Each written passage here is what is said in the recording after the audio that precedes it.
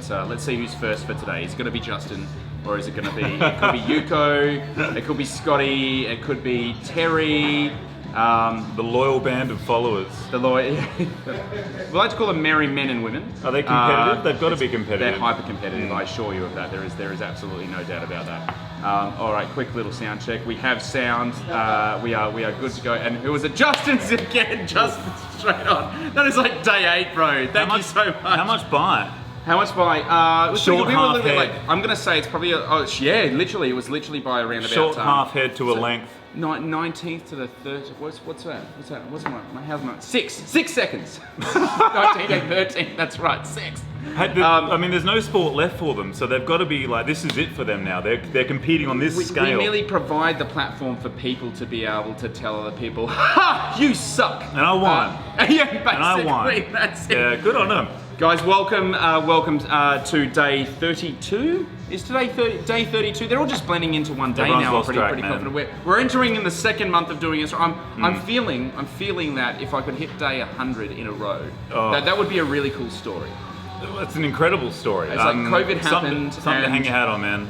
You know, COVID 100%. happened. I did 100 days straight of live streaming, destroying myself and my liver. Mate, and COVID happened, and doing 100 days of anything is successful. That's actually that's a genuinely good point. Also, from what I've understood from previous shows, we're not meant to use that word. Oh. And we've messed it up twice real early. No, I was just throwing you under the bus. And you threw me and try and pull me out when you can. Failed quickly. Guys, thank you so much for chiming in. It's wonderful to see you and all of your smiling faces. And of course, we have another awesome guest on tonight, Shane Ettridge. Welcome. Hey, thanks for having me. No, absolute pleasure. Now, we met. We're talking on the drive up here. We met quite a while ago.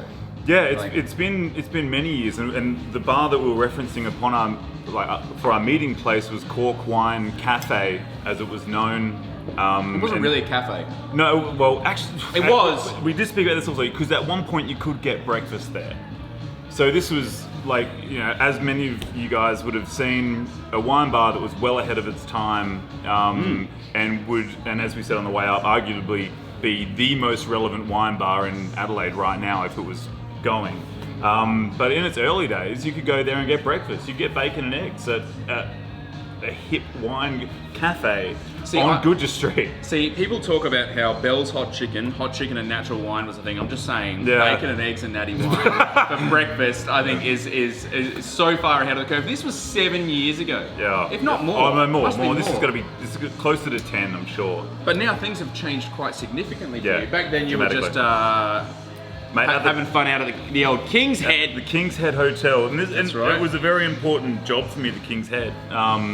I got my first chance to buy wine for a venue, and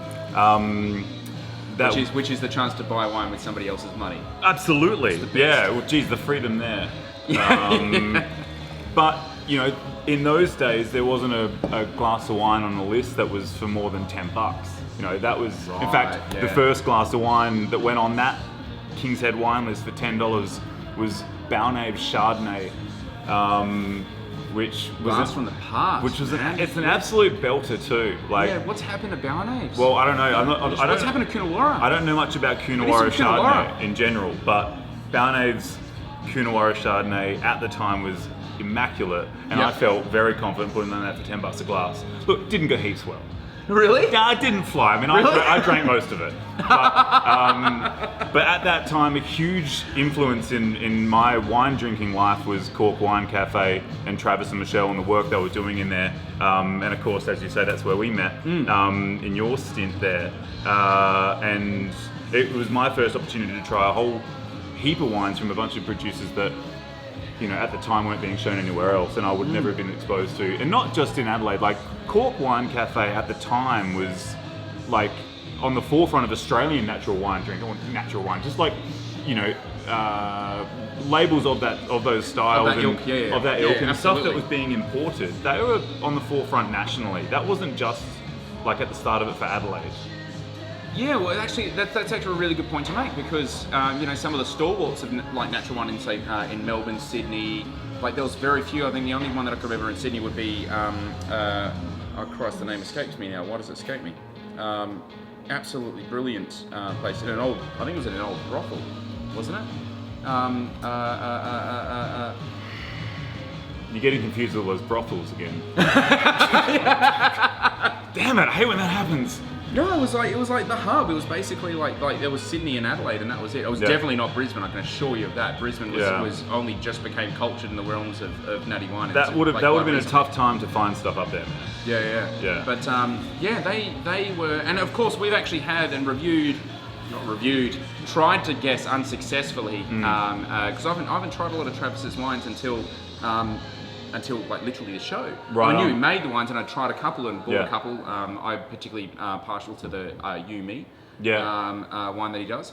And then, of course, in blind tasting, some of these ended up becoming or being revealed as Travis Towson's wine. Travis was one of the proprietors and founders, proprietors of Cork Wine Cafe. Yeah, I remember going to him the first time I had to pair wines for a wine dinner at the Kings were throwing, and I'd never done this before. And I walked into Cork one afternoon and I said, hey, it's my first time and I've got to pair wines for an event, and like, have you got any advice for me on how to do this? And he didn't start talking to me about like what wines go with what, because he, perhaps had faith that I might be able to work that out for myself. But he said the most important thing is that like you believe in the pairing. Like you need to think that this actually works with this, not just in theory, but taste it and go, that actually makes sense. And it was sound advice, because it was about like truly believing in what you're doing. It wasn't just like in theory of what you might be doing. And that was a bit of a moment for me as a man in his early 20s. That was important. Yeah, right. Yeah.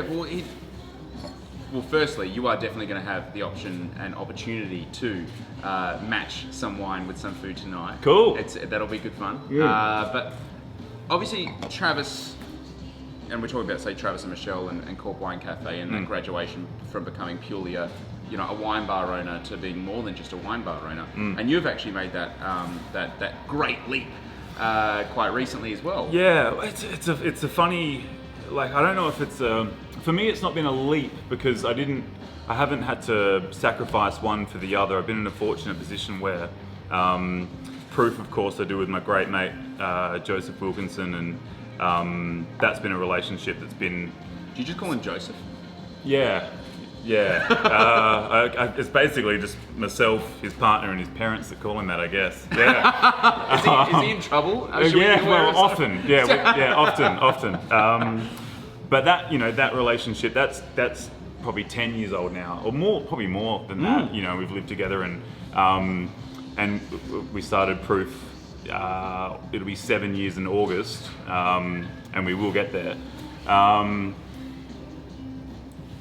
But then the wine side of things happened with Mitchell Fitzpatrick, who I've known since '96, and we've been mates since we were 10, and we started in the hospitality scene around the same time together, and then he went down the path of university and doing his winemaking degree, and has excelled in that part of it.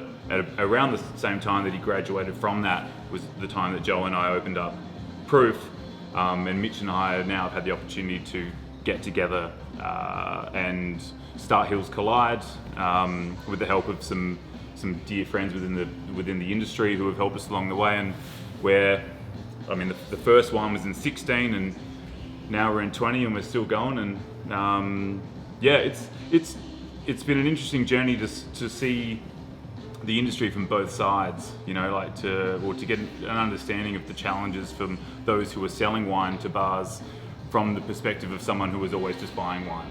Totally. And that's been hugely rewarding. It's educational in many other ways also, especially down the production side of things, which is where I'm enjoying the education. But the real eye-opener for me is the challenges that those who produce and then go to sell. What are their challenges to those who they're selling to? And it's been humbling and really eye-opening. Yeah, absolutely. So you mentioned, obviously, you started in 2016 and still going. And Proof, you started in 13. And still going. That's a bit of a trend with you. You sort of start things and hopefully you keep fucking going. You don't stop. I don't reckon I'm old enough for anything to be done yet. Yeah. You know, like. But it's more than I think a lot of proprietors of, especially bars. And how would you categorize it? You know, you're a Proof wine bar, but when Proof opened up, it's. I mean, I had many a Negroni. Mate, Proof. Absolutely. It's just so. like How do you categorize yourselves as? Are you somms? Are you bartenders? Are you? I mean, you're Shane Joe. That's who you are. Yeah, but, that's a very good. Yeah, people come into the bar often and they say, "Oh, this is that gin bar, or this is that whiskey bar, or this is that whatever." And you know, Joe and I have always sort of said, "Well, you know, it is whatever it is to anyone. Like, it doesn't really matter." That's a pretty humbling thing for, like, if you are the creative force behind something, and this is quite often the case of people who create something. It's just like, I'm gonna.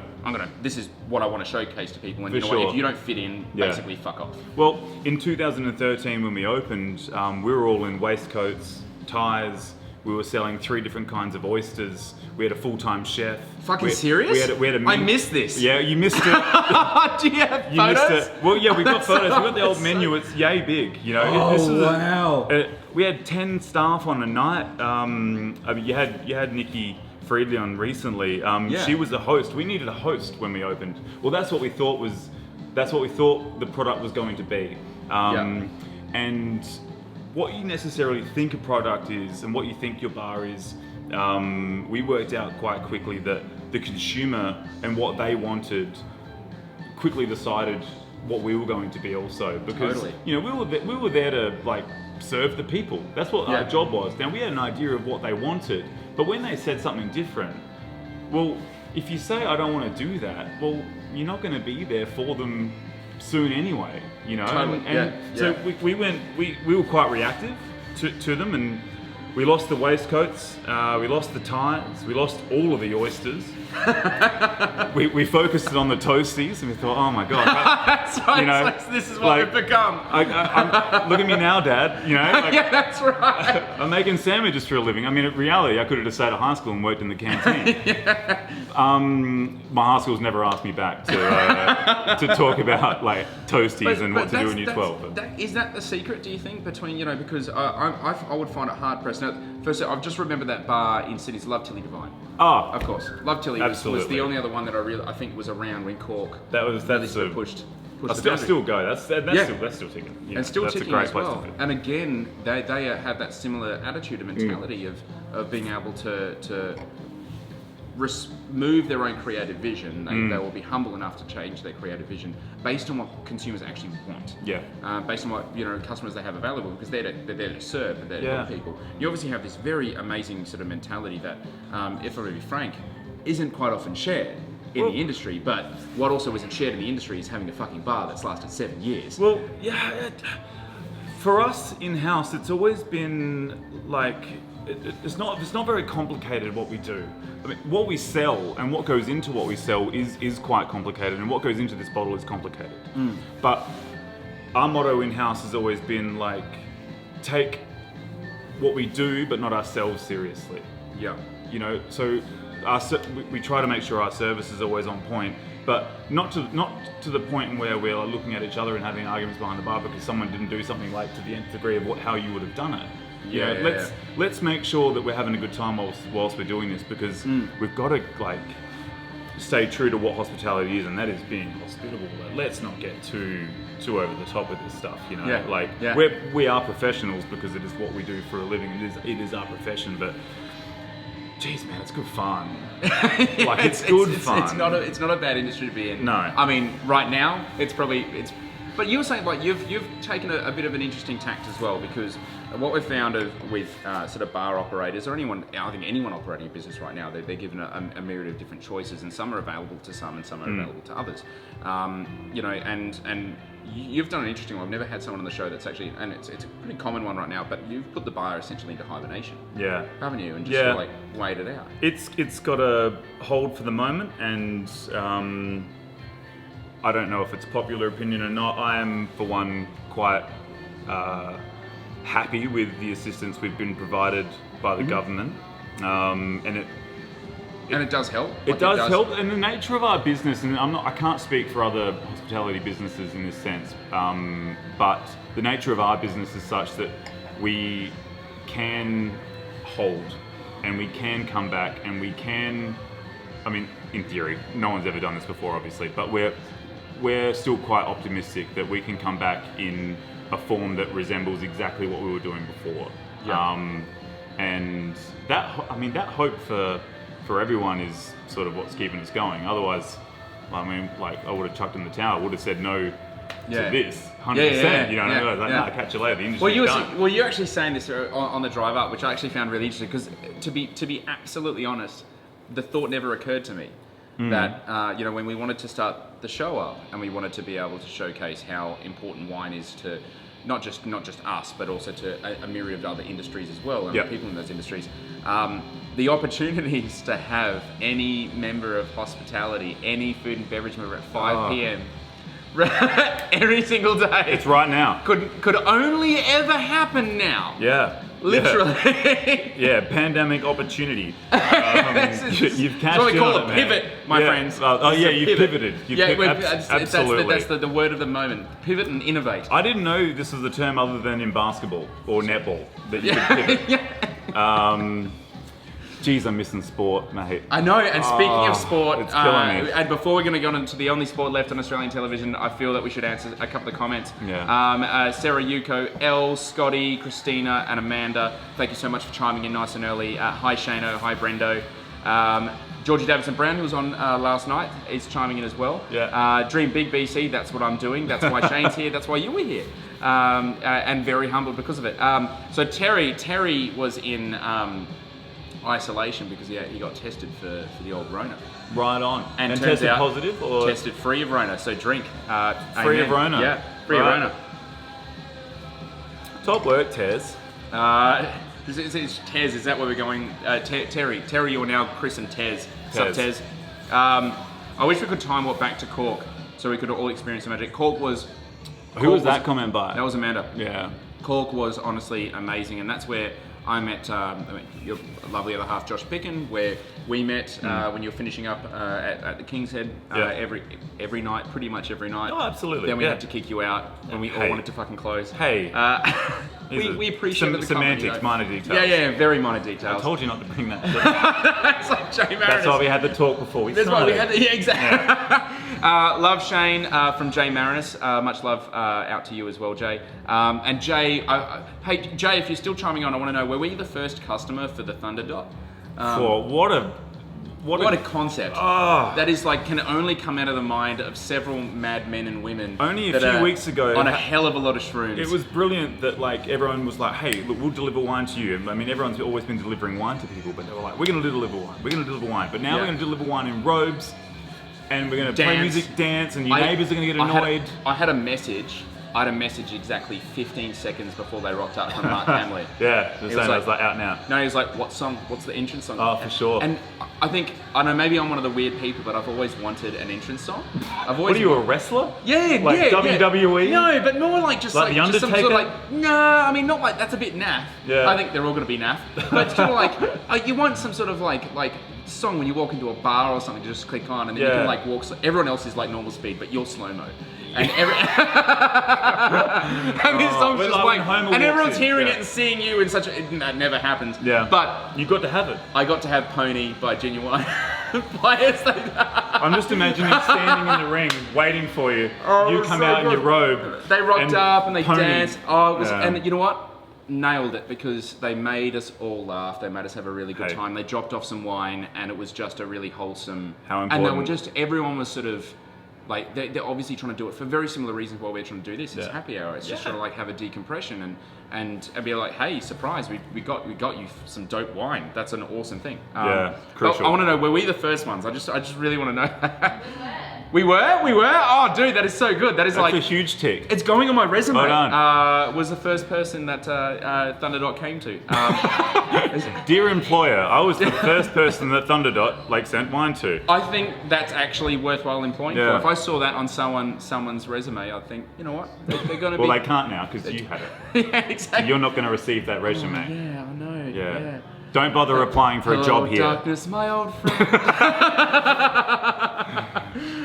Matty Stratford, good evening, lads. Tash Studley, who do I have to sleep with to get a hoodie? Dibs on Laura. No, Tash, I have dibs on Laura. You've got enough hoodies. But you don't need to sleep with anyone to get a hoodie, funnily enough. But we'll sort you out, Tash. We have the technology, yes. Couldn't you just, this is a great twitch. Couldn't you just visit the website? You absolutely could as well.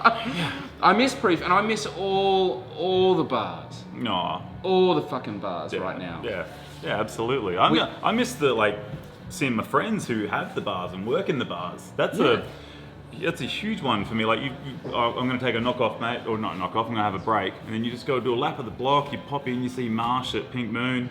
You go see Ollie down at Maybe May, you say hello, you pop in the CLT, and then you do the loop and you head back, and the question is, what's it like out there? And invariably it's like, well, it's slightly busier than we are. Slightly. And you're like, oh, it's like a Ready Reckoner. Yeah, but essentially, nice. It's very important. And also, like, if you, is there a degree of camaraderie between, obviously, the bar owners, if you're like, oh, we're having a slightly slower night, but you're packed. They're like, sweet, cool, you're the place we're going to send people to if we're having to turn people away because we're at capacity or for whatever reason. You hear from people when it's quiet, and the question will be like, well, what's it like down your way? And invariably, it's like, for the most part, it's generally the same, within these sort of, those two streets and then where we are. And yeah, people check in. They want to know how you're doing, and you do hear, you get a bit of a report card on what the night's like, and between say 4 or 5 venues, there's probably 200 people that are like walking around, going to each one of them at any one time, and often you go on a break, and you'll see the people that you were in your joint, an hour and a half ago. And you're like, hey, how's it going? Cool. You're like, hey. You're like, oh, there's like, obviously you've come here because of either a recommendation or, Definitely. Totally. And that's a huge thing for travellers, which we're seeing more and more of. Well, not currently, but we were seeing more and more of, and they're like, hey, where are we going next? We've heard of this joint, and the cool thing is that like you can say, and this is, within our industry, you can say, well, when you do go there, make sure you say hello to Liv, or make sure you say hello to Marsh, or make sure you say hello, to Dana. And these are, to be able to give anyone coming to Adelaide those recommendations, and just like, because there are friends, like you've got friendships with them. It's not just a professional relationship. It's not transactional. It's hard to quantify what you're gaining by people sending anyone anywhere. Well, I think it really comes back to that core of customer service. I know that we at Applewood at the bar here, we were constantly fielding a lot of questions about like where should I go and stuff. We get a lot of interstate and international tourists here, and it was actually Noah's idea to come up with we should actually do recommendations for, and it's not just drinking places. It's like when you go for coffee, where am I going for breakfast tomorrow morning? Where am I going to get a bite to eat? And we're like,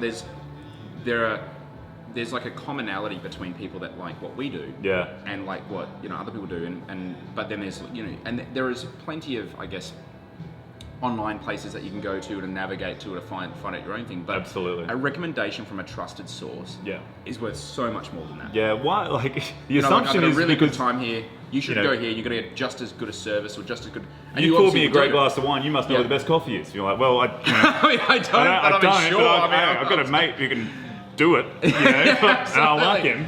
And this is something that sort of, when we had Georgie Davidson-Brown on last night, and I can sort of attest to the same sort of thing. I sort of arrived in Adelaide, and I guess would call it a different era. Yeah. How she was like, I struggled to sort of find many friends very early on, and it's taken me a while to. And Adelaide it's becoming a lot less so now, but Adelaide can be one of those places. It's a little bit hard to find the really great places. You'd be sidetracked with a lot of things. Yeah. And so having that sort of camaraderie there, and that sort of, you don't want it to divulge into some sort of clickiness. Yeah. It's like, that's that click there and that click there.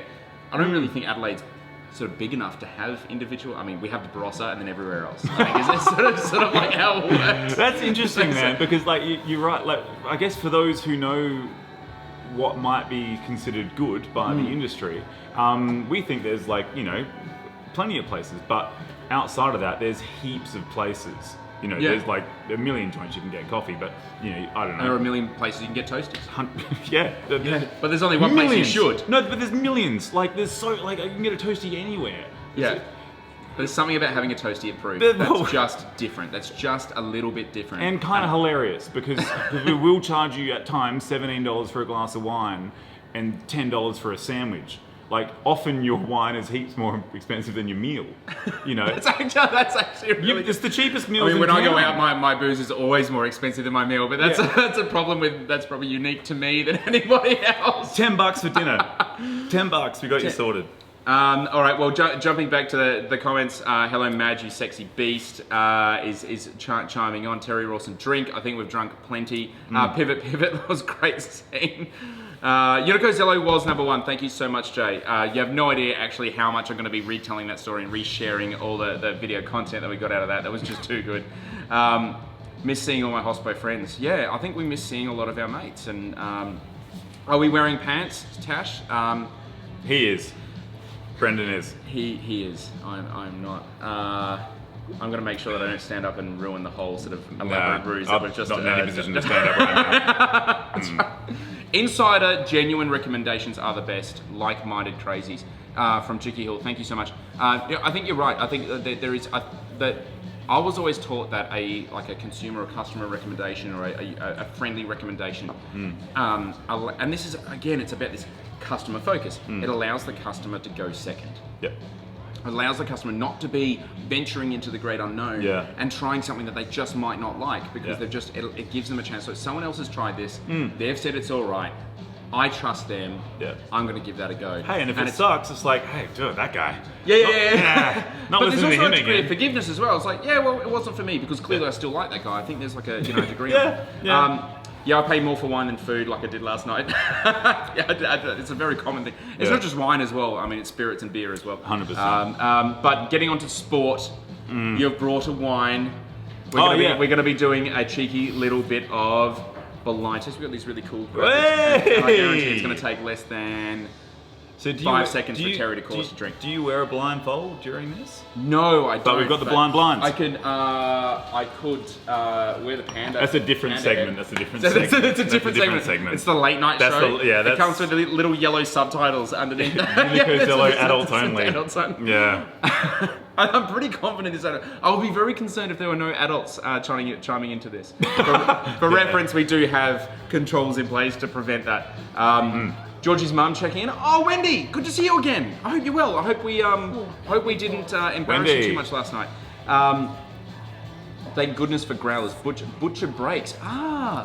Butcher Breaks. Butcher Breaks. That's a great one. I've never heard that. That's so cool. I think it was the staff at Clever Little Tailor, but please anyone chime in and correct me if I'm wrong, but they were getting on bikes and riding around to see who could do the fastest butcher break. And you ride to a venue, smash a butcher, ride to another venue. Do you call ahead? No. It's like, all right, guys, line them up. It's going to be like 20 minutes, and I'm going to be like there. So get it out there, get it on there. It's like you're running a really long distance race. Yeah, all the innovative ones may have done that. I'm not sure. Yeah. Maybe we could play. I'm going to be putting the comments down. I do not know what this wine is. You, of course, do know what this wine is. Yeah. Have you played options before? I've played it a few times. I'm horrible at it. I'm going to confess I don't like the game, but it is a great way of it's a great way of testing yourself and learning. Often I play the game with people who have got an amazing level of European wine knowledge, and I'm always sitting around a table with people who have got this insane level, and they smash me on it. And I can't tell you if it's left bank or right bank, but all right, so we've got this thing, we're calling it, I need a little graphic for it. It's called a power move. Right, so if I haven't spat it out, don't know the colour, don't know where it's from, don't know anything about the wine. You've been very secretive, in fact, with how you brought it up. But, if I can nail the power move, so basically I'll just call it what I think it is now.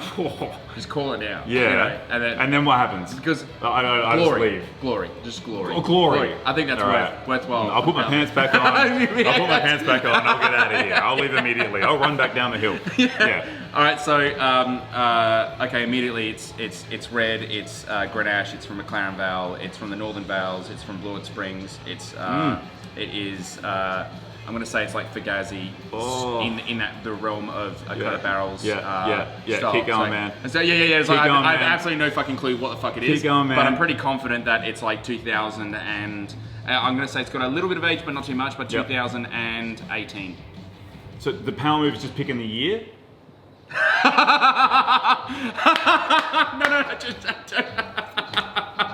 No, all of that was wrong. You're not meant to tell me that. No, I don't Hey. want to know because. Okay. Oh right. Okay. Cool. So no to your power move. No to the power move. The power Yeah. move is denied. Yeah. Denied the power move. No, the reason why I do this is because I wanted to do it on 2 wines, and I thought, and Yeah. I think both of those times, Steve, we've got Steve in the live audience here, appropriately distanced. Steve. I had Steve on, and I was like, I nailed 2 wines. Did you? Utterly nailed them. No, I utterly nailed them. I mean, it happens. Yeah. And not often, but it happens. I'm not here to suggest that it can't, But I mean, that's impressive, I can man. do it. You can do it. I can pull. Yeah. But I didn't call the power move, and I probably should have. So I just call the power move all the time. Right. Now, the next time. Because you knew at the time, earlier on, you're like, I know where that wine is, and it took you to the end to tell him Yeah. the wine. Right, I'm with you. Yeah, Okay. and I'm like, I want the glory. I want the badassery. Okay. All right. So firstly, red or white? I'm going to say it's red. You're correct. It is red wine. Old world or new world? I'm going to say it is new world. You are correct in that also. And all right, now we're getting to options. So, All right. options for country. Laura, are you going to be playing? You're going to Laura- be Dungeon Master. I would like it if you. New World, We're on New World? Yeah. America, Mm-hmm. New Zealand, or Australia. It's Oz. It is Oz. It is Oz. Yeah, it is Australian It is Oz. wine. Yeah. Australian red wine. Is it? Jeez, you're good. You're good. Yeah. Oh, yeah. I underestimated you. I did. I was on the phone before I came up. I was like, this guy, yeah, you talk smack. You got no idea. Like, you would hope that if you were a trained winemaker, you'd be able to at least pick that. But it could well have been American. I doubt anything like that will come from New Zealand. But okay, okay, cool. Yep. Cool. All right. Next question. States inside Oz. Okay, Tasmania, Yep. South Australia, Yep. or WA. It's South Australia. It is. It's South Australian wine. It's a very tasty wine. Yeah. All right. If this isn't Grenache, mate, What, we're in big trouble? Yeah, I'll walk. I gotta walk home. Yeah. you're definitely gonna put your pants Walk back on. home.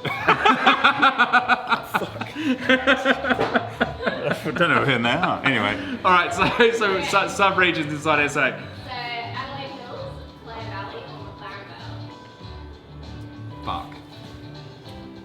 See, this is the thing, like the power move, because then Laura preordains, like she's like, oh yeah, I'll keep hinting that it is what it is. So this is where Laura goes like, right, I'm gonna screw No. you, bro. You know? Yeah, well, I'm married to her.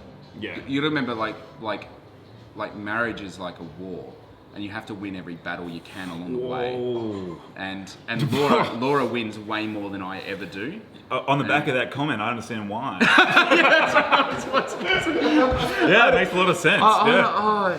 Yeah, The best call I've ever heard in a bar was in the middle of a cocktail competition. Someone yelled out, it's like, oh, my ex used to do that. He just chats back and goes, that's why she's your ex, mate. That was just so good. Oh, yeah. When bartenders take the liberty to chime in on people's personal lives. Yeah, it's like, Yeah. maybe not. You're not Oh, Dr. man. Phil, you mix drinks, bro. You know? Yes. It's amazing wine. I'm glad you like it, man. I think I'm hard pressed to call it Adelaide Hills. I'm really sort of leaning like Clare Valley threw me because I think this is Clare now. I don't think it's. What makes you think it's Claire? What's the... There's a Clare Valley exists in a really funny space because it's a desert with elevation. Yeah. It's continental climate. Yeah. Which means that we get obviously really high sunlight exposure and really like low temperatures at night. So we typically see this dichotomy between a lot of ripeness and a lot of acid retention. Because with ripeness, you usually see dropping of acid. Yep. I don't see that with this. I see a lot of balance with this particular. Yeah, it's got great variety. acid, this one. Yeah, it's totally fucking pale. But I'm gonna say it's Clare. What a hedge better that one is. What is it? It's neither of those. It's Hills. Adelaide Hills. It's Hills, man. Holy shit. Yeah. Yeah, right. Yeah. Yeah, Now, right. Okay. I'd love to know where in the hills it's from. So do we? Is the next question like where in the hills, or is the next question variety? Variety's Variety. next question. It's definitely not Grenache. No, it can't it's be not like Grenache. like there's No, only it's not I know the only Grenache vineyard in the hills, and it ain't fucking this It ain't one. that. It's, Alright. it's sitting. Laura, in the I'll Syrah realm. leave that question to you.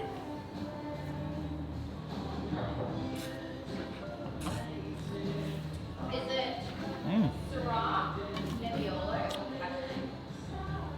You motherfucker. What's wrong? It's Nebbiolo. It is Nebbiolo. Yeah, it fucking is. Yeah. It's neb. really good neb. It's good neb, It's isn't it? amazing neb. Yeah. Of course, it's blue fruited. It's Slovenian and oak use. Delicious neb. It's fucking amazing neb. This is a really important wine for me in terms of when I was drinking with Mitch years ago, and we were looking at like what we like about the Adelaide Hills, and we thought, fuck, this Hills neb's heaps better than Hills Pinot.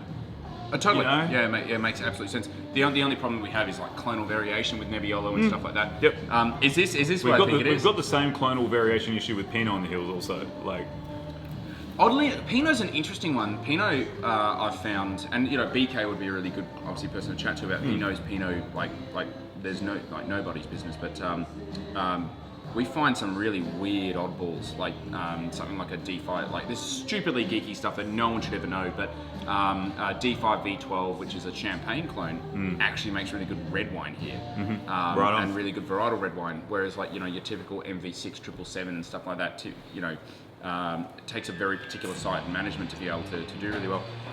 Here, this is that's really embarrassing on pick on. It's Neb. not- That's hey, pretty cool. hey. I'm glad you like the wine. That's the most important thing about options, that you'd Well, it's just got like a decent amount of age. It's been handled really well. I just don't expect to see Nebbiolo at this quality out of Australia, to be fair. Like, Yeah. to be absolutely frank, Nebbiolo doesn't, it struggles to reach these heights. Well, this guy's an authority on the...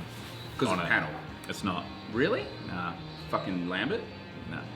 No, of course. Okay, It's stop not it. fucking There's another question. He's got me. There's got to be another completely question. fucking- So, yeah, that's a good question. Well, if that's the case, then I actually think this has a decent amount of age on it. I actually think this is like a 16, because that's the robustness of fruit richness. Yeah, cool. Well, that's a testament to the quality of wine, isn't it? Because I think I'll give you three options. Is it 11, 9, or 7? Fuck me sideways. Yeah. There's serious booze, man. This is It's a Revo. yeah, it is. Fuck you. Yeah, it's So there's a thing here. Do you realise what happened with a Revo? yeah. Yeah. So do you want to see what a Revo looks like? I would love to. Yeah. What it looks absolutely. like. No, I can't actually say it because it's not a Revo. No, of course. No, But that vineyard. it's the exact same vineyard. So it's Towkill Vineyard, and it's about 1 kilometre away. And this is Sick. by far probably the most fun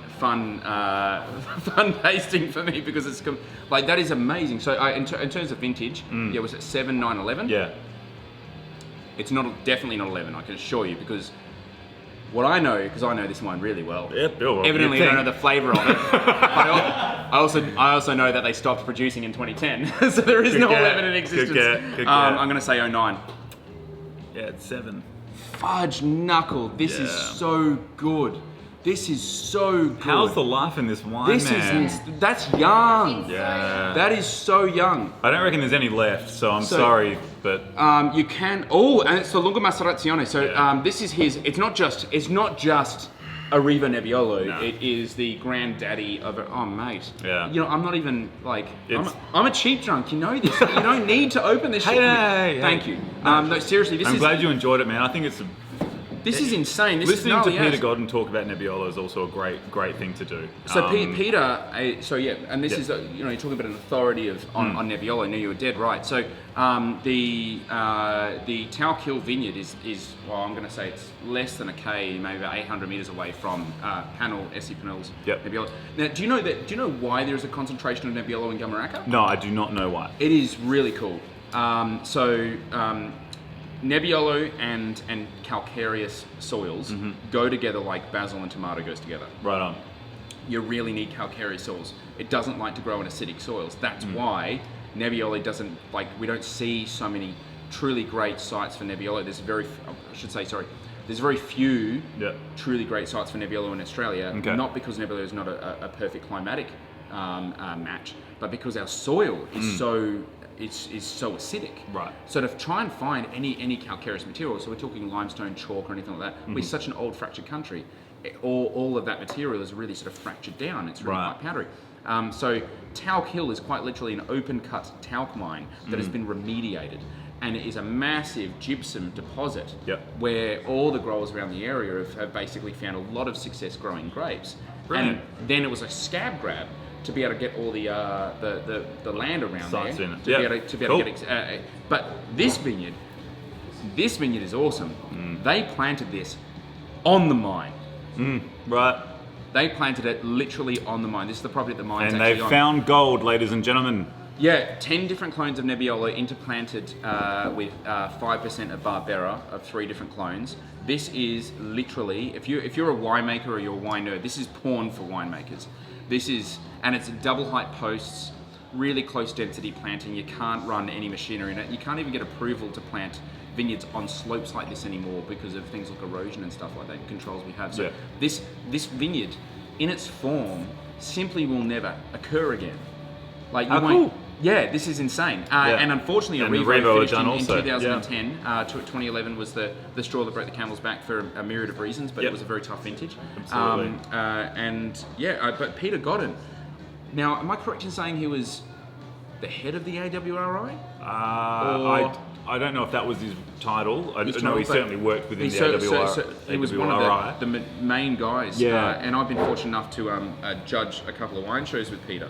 And he's also one of the most amazing judges. He's a clever dude. He's a lovely guy. I was introduced to him at a tasting with Stephen Pennell, looking at Pennell's Nebs and the stuff that is it JD Vara? GD Vara, yeah. GD Vara, yeah. sorry. And there was some great booze at that thing, and Stephen Pennell's also a great guy to listen to talk about Nebbiolo within the Adelaide Hills. Jesus, this is young.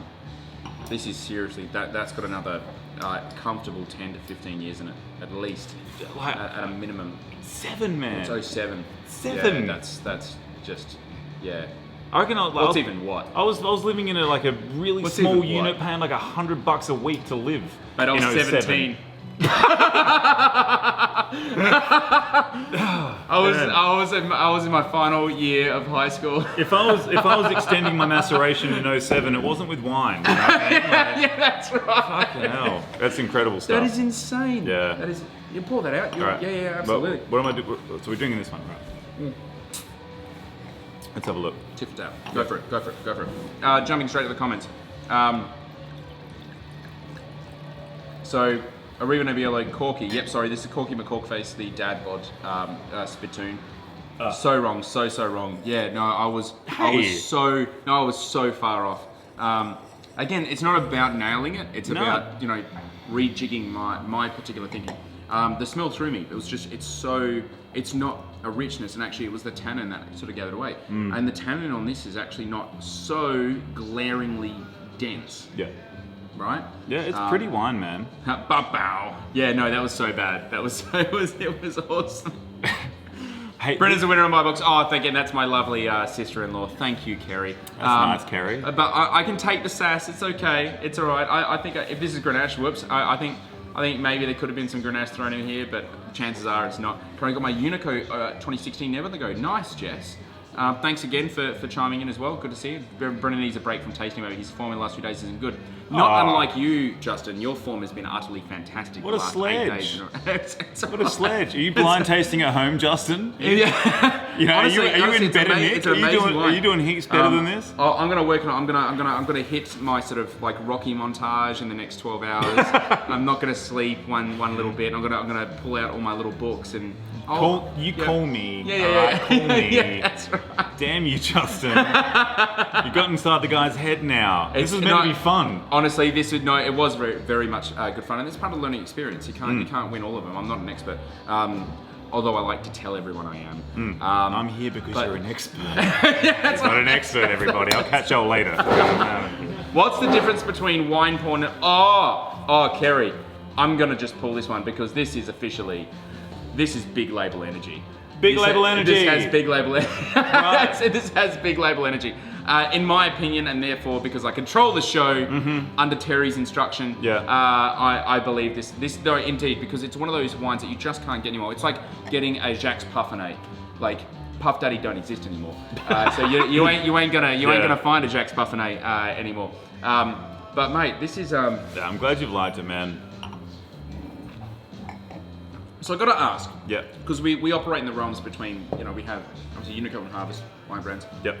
We have Applewood, Spirit brand. Plenty going on. And I have very much recognised that there is a big difference between bartenders and somms. Yeah. Yeah. So you tread the line firmly between the two. I got asked this question in an interview with Hottest 100 magazine a couple of years ago, and it was meant to be about somms, and we all got the angle was that it was somms, and it was myself, Friedley, a couple of other guys, and it was down the somm angle, and I truly believe that the somm is someone who takes the educated path down the road of becoming a sommelier. I think those accreditations are very important. Yeah. And people do discredit those educations or those certificates and those sorts of things at times, and I'm not one of them. I think they're very important for people who go down that path. I'm certainly not a sommelier. Have you done any sort of Western stuff or anything? I've read the book. I've read the course guide. I reckon I've read Cert 2's course guide briefly on the couch. Because I can guarantee most bartenders wouldn't think to crack that out. That's insane. That's just absolutely gnarly. I don't know. I've been in the industry for long enough time, I suppose. I think the accreditations are very important. I think also the amount of learning and research you do by yourself is also just as crucial. So, somm I am not. Wine interested bartender, owner, aspiring wine nufty I am. That's a weird one. Yeah, I'm definitely not a somm, and we've got a few somms in South Australia. We don't have heaps. We've got a few. Really. I mean, we've brought some back. Yep, Because absolutely. usually they all leave. Yeah. But we brought some back. We've got a great Andrew, sign we've of the got industry Mira, now, we've got you know? some decent talent back in Absolutely. the heart of wine country. And those guys are somms. Now, like, there's plenty of wine buyers who do or who do a similar job. Wine educators, wine buyers, they do a similar job, but they don't go down the path of accreditation. And I think that, as I say, that accreditation is important for that role and for that title. Yeah, that's important. All right, a very, very, very important topic to cover. What wine does Shane make, and how can we get some? Okay. Tell me about Hills Collide. Tell me about this awesome. I was looking at these quite recently, and I was like pretty freaking blown away. Cool. Well, Hills Collide is a venture between me and my mate Mitchell Fitzpatrick. We grew up in Mount Barker together, which is sort of like the centre of the Adelaide Hills, but not in a nice way. It's sort of like the place you need in the Adelaide Hills, but it's not the picturesque part of the Adelaide Hills. Certainly not where we focus our winemaking side of things on. In 2016, we got a parcel of Nebbiolo fruit from Christmas Hill Vineyard and made a wine out the front of Justin Lane's house in Ordinga that we didn't have any idea what that wine was going to turn into, but I've got a horrible feeling that's going to be one of the better wines we ever make, and I've got 5 bottles left. Yeah. So, That's why you've only got 5 bottles left. well, yeah, that, and I chose some weird closures that popped off. I made a bunch of bad decisions. Anyway, the wine was chose good. Vinalox, Mitchell, didn't you? yeah, I chose Vinalox. Yeah, I did. But that was with it. They popped off. I've got 5 bottles left. Mitchell was like still hasn't forgiven me for that. But Hills Collide now, we make a range of wines. We've got 4 out at the moment. We're releasing another 5 in the next 2 to 3 months, and then we'll have 4 more by the end of the year. We focus on, for the most part, southern parts of the hills, so Macclesfield, Meadows, and Kaipo. Cool. A lot of stuff out of Kaipo. When I say a lot of stuff, at the moment we're a 7-ton wine label. Is that like 1 ton batches? Of then? basically everything, Yeah. But like 7 tons and 7 wines, that sort of vibe. It works. It's been a great learning. What's the thing that's excited you most about it though? The educational part of the process for me has been like personal excitement. Actually seeing how the Yeah, and I'm process actually very goes. fortunate to have Mitch and a close mate who has gone down the wine making side of the industry.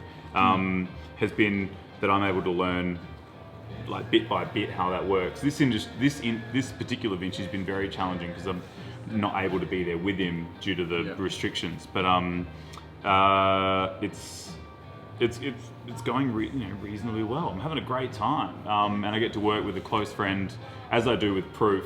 And I'm certainly blessed in that sense, where I get to work with a close friend in a wine production manner and a close friend in a wine bar manner, with plenty of great staff. So Hills Collide is the wine that we make, and you can find us on Instagram. It's also in the description above as well. It's in the description above. Yep. We don't have a website. We're working on it. What's the great varieties that you've got underneath the brand itself? Yep, so at the moment, 4 wines are available. We make Skin Contact Verdelho, we make Dolcetto. Yum. Dolcetto out of Christmas Hill, or out of Kaipo, I should say. Yep. We make dry rosé from Verdelho and Gewürz, and we make Gruner It's like a Skinsy Gewürz, is it? It's Skinsy Gewürz that goes into a predominantly Verdelho-based rosé, but bone dry but super aromatic, because Gewürz is, as you know, and it was ripe Gewürz too, like ripe Skinsy Gewürz. It's sick.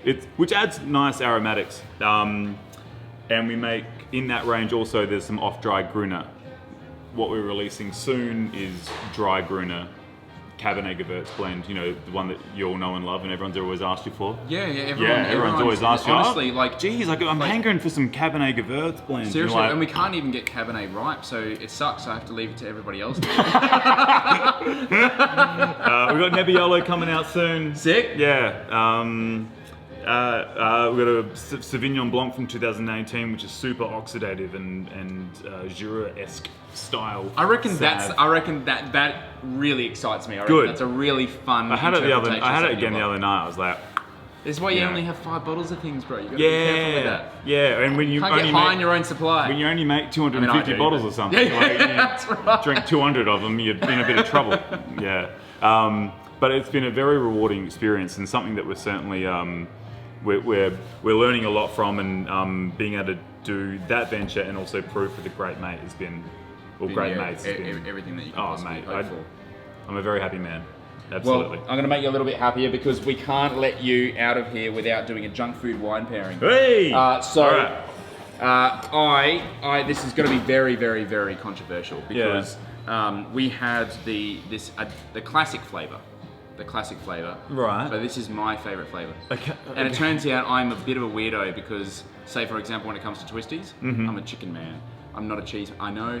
It's okay. I've already felt the shade. It's okay. You were quite selective with what you told me before I came in. And I'm very much a pizza shapes man, not a barbecue shapes man. All right. And yes, Kerry, am I only a bit of a weirdo?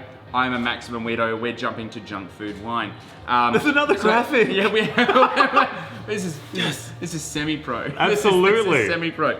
So I don't know what's your favourite type of shapes? I'm a barbecue shaped man. Yeah. I am. I also liked chicken in a biscuit.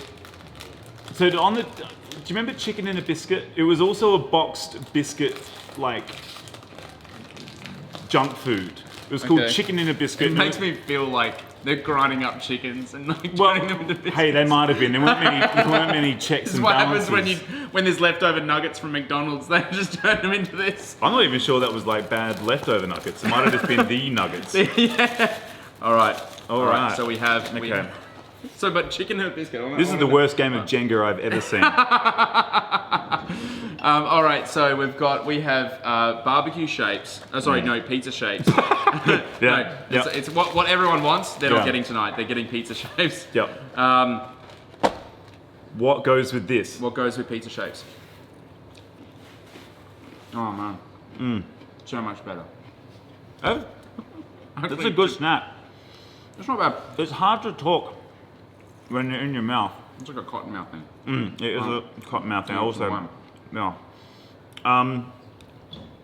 Well, should we stick as a pairing? I think we should stick with the Adelaide Hills. I'm going if you want. Yeah. We've had some really surprising matches. We had Stephen Horst, obviously renowned chocolatier. Yeah. Renowned pest. He himself matched the purple wrapper. The purple wrapper. Yeah, Cadbury. Yeah. With Cherry Creek. Right on. It worked. Yeah. It was weird. but it definitely worked. We've had cheesels and sparkling wine. We've had nacho cheese, Doritos, and textural white. What was our orange wine one? Was a really good one. Was that barbecue shapes? You know what? I'm going to go back through. I'm actually going to start. We're going to start a bit of a thing of junk food wine matches, so people actually know exactly what they're having. Yeah. But I'm actually quite surprised. Now, obviously, I didn't have this preordained. I've been choosing food that I think is going to go well with the wine on the table. Not that you knew what the wine on the table was going to be. Until- That's super intuitive. That's incredible. Yeah, because like You've been choosing snacks with blind wine. You're a fucking genius. I have gum. I have Tim Tams. I have and many different kinds of biscuit. Right. ready to hit you guys. And then once we run out of the pre-packaged stuff, then we're gonna go from. I have a feeling we're just gonna get one of every single McDonald's burger. Oh, up to Gamaraka, I like that. Yeah, that's good. Because the Uber Eats. And that's gonna be pretty, No, that's good. That's gonna That's be pretty good. gnarly. Right, so what's the task here? We've got to Alright. find a wine that goes with this. Find the one that goes with this. Find the one that goes with this. Yeah. Well- And it doesn't need to be what's on the table. It could be like, you know, Yeah. I would call you a wine professional. Right, well the first thing that came to mind as a wine professional was clean skin Sangiovese.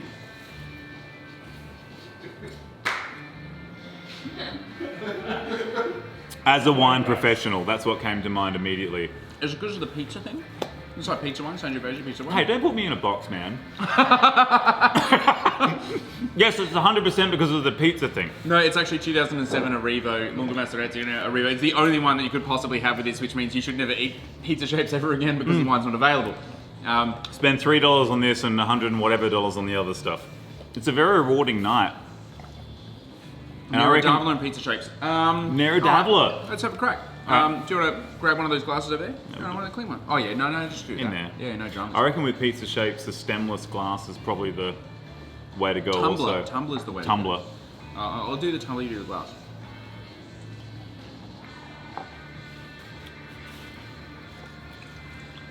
Yeah, it I makes feel a bit tumbler's definitely more stable. Like if you're on the couch and you're just lazing about, I feel you can the rest tumbler's. it. Like rest it. Yeah, Like, I think anyway. I think there's like a You much eat a better. pizza shape. Oh god. And you can so rest it on your that's- head I'm not going to do that. That is. and eat a pizza This is shape. how we lose glasses. I mean, what's the glass? Well, no, it's not. It's how you lose glasses with like amateurs.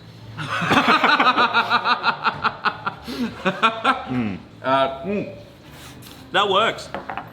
It's juicy blue fruit. I feel and like I need tannin. It does Never need does have a time. lot of tannin. Oh, I'm sorry. Did you want to go back to the 2007? I think this is going to be a great match with a range of things, in particular pizza shapes.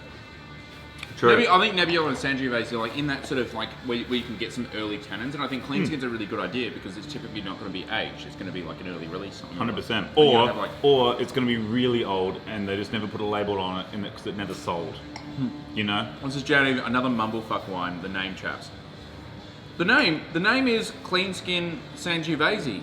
Oh, Jam. did I not pronounce myself correctly? Sorry. Yeah, so this is Nero Clean Davila. This is Skin Nero Davila, Sangiovese. Mallee Gambit. I would say not enough tannin for pizza shapes. Nebbiolo, I feel, is in the sphere of applicable matches here. Absolutely. And I'm probably going to be leaning more towards, I think the Sangiovese call is a really good one. I think Alright. it's something that's got a little bit more extract on it as well. Yeah, totally. It's but I do think you chose it because it says pizza on the front. It's 100% why I did it. Okay. Juicy fruit, but what is the wine?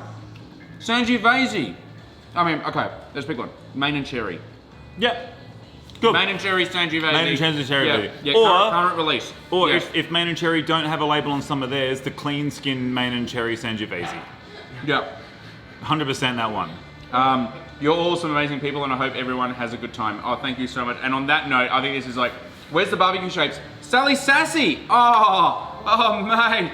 Speaking Mate. of clean skins, have you seen the labels for like their new venture, like the stuff that they'll sell, like the basket range Lee Street Wine Room wines look schmick. Of course, if They they're behind it. Oh, dude, it of looks course so they- so Of course good. they're going to look schmick. It looks so good. Liamico, yeah, probably. From where? Adelaide Hills, Jan. Adelaide Hills, Main and Cherry, Sangiovese, Adelaide Hills 2018 from literally like, is it Cherry Road? Cherry. It is it Lobethal Road? Oh, No, Main and Cherry is literally Main Road and Cherry Road is Lobethal Road. That's and how it is- right. Yeah, Okay. yeah, and it is at Cherry Orchard, Cherry. Don't Cherry. look to me for an answer on this one. Man and Cherry. Main. Man and Cherry. Main. MAIN and Cherry. Main and Cherry. Thank you, Stephen. Anyway, guys, on that note, we're gonna leave it. I'm gonna leave it on the Twitch note. You're all awesome, amazing people, and I hope everyone has a good time. Yes, we are. Thank you very much. Until tomorrow night, we're gonna leave you guys to it. Jump across, of course. Even if you just hang around on the page, if you like, click refresh in a couple of minutes. Henry Hemmersla is going to be jumping on board with Applewood Distillery, doing some fun COVID cocktail things. Love that. Mate, thank you very much. Love that for Thank you you. so much for the wine. Hey, absolute Cheers. pleasure. Cheers. We'll catch you tomorrow.